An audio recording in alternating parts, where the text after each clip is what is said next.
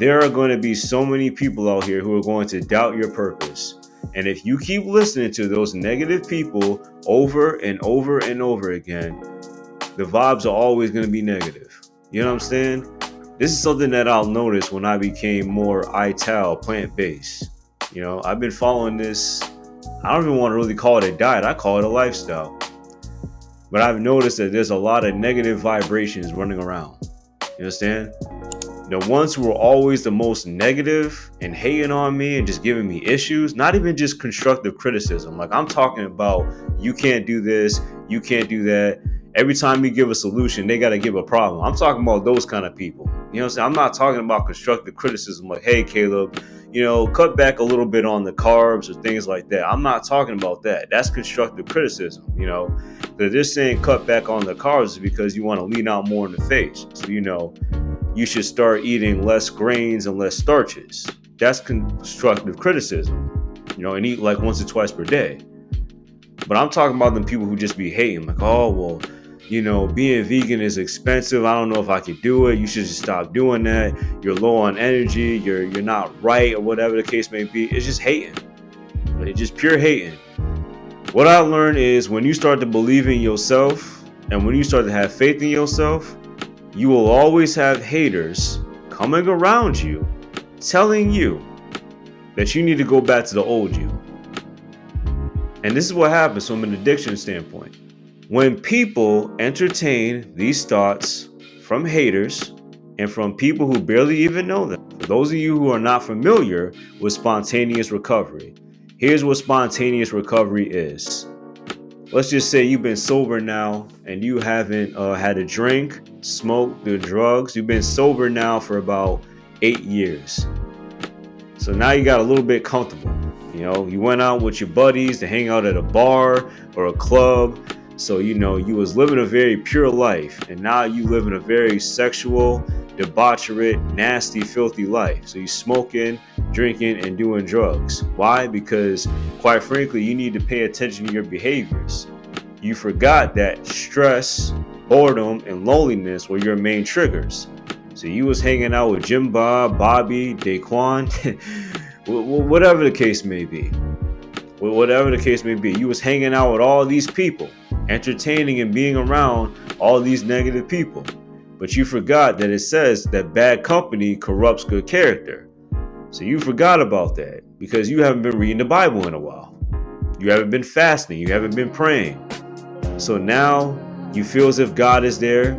Sometimes you feel as if God is not there because you've isolated yourself from the Christian community. You've isolated yourself from fellow believers. You've isolated yourself from all these like-minded people who helped you to become sober to begin with. You understand? So now you are experiencing spontaneous recovery because all the progress that you've had has now gone out the window. It has now gone out the window, and I'm going to tell you why. Because you have fallen back into your bad hurts and your bad hangups because you forgot. You forgot why you became sober to begin with. It happens to everybody. It happens to everybody. You lose a job, you lose a car, whatever the case may be. Life isn't going the way you want it to go to, so you go right back to your addictions, your bad hurts, and your bad hangups. It happens to everybody. And the reason why it happens to everybody is because people did not have a firm belief in who they are. They didn't have that strong why. And also what I said earlier, isolating yourself from everybody. One thing I learned about addiction is this. You cannot get too comfortable. You have to stay up. You can't stay down. I'm not saying that you can't rest. I'm not saying that you can't relax. But you need to be mindful of your patterns and your behaviors. Consistently educate yourself. Stop letting people who are a bunch of haters hate on you and make you feel as if you're not good at what you do. You are good at what you do. I think this is something that we need to tell ourselves. You don't listen to them doggone voices in your head that keep on saying that you're not that good. You don't keep on listening to those voices in your head that keep on saying, oh, I should take another drink. I should smoke. I should look at the hub. I should go get an OF account. Whatever the case may be. You don't listen to those voices in your head. Those voices are from the enemy.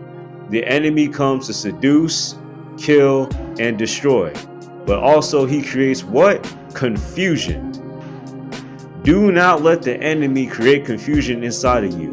What you need to be doing is you need to be sober minded and vigilant, because the enemy is what's always on the prowl.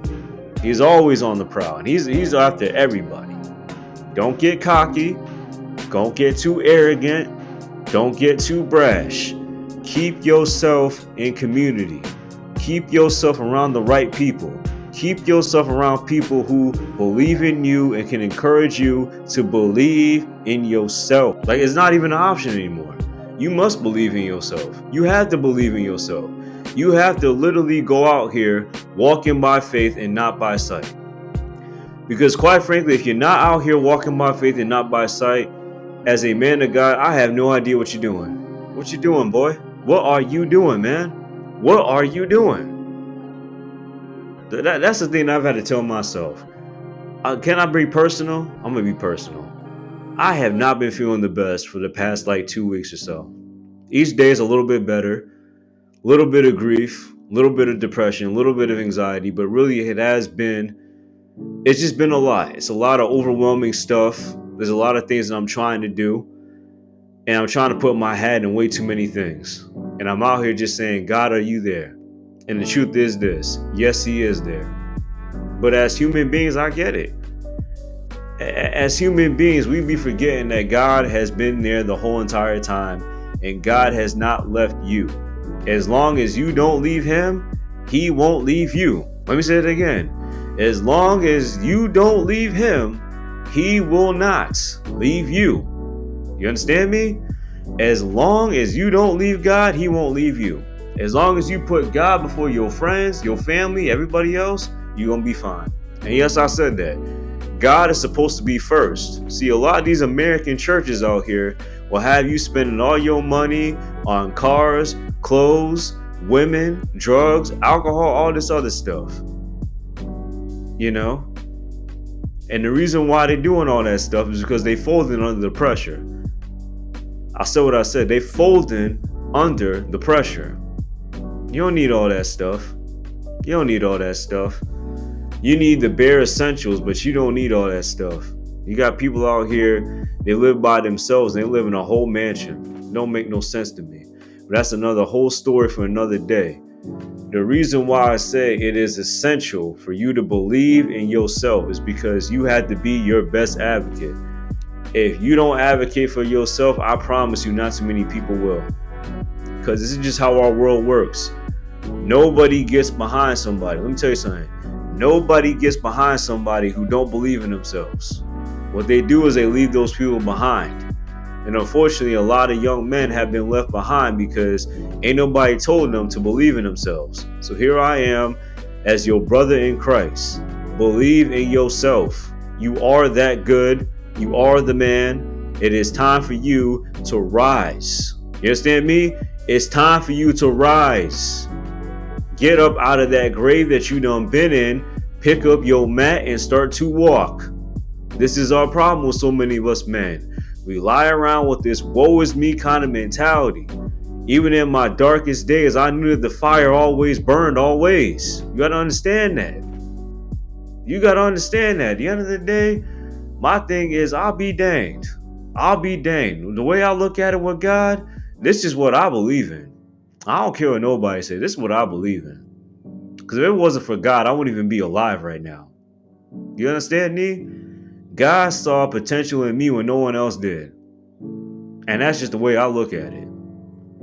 So at the end of the day, believe in yourself.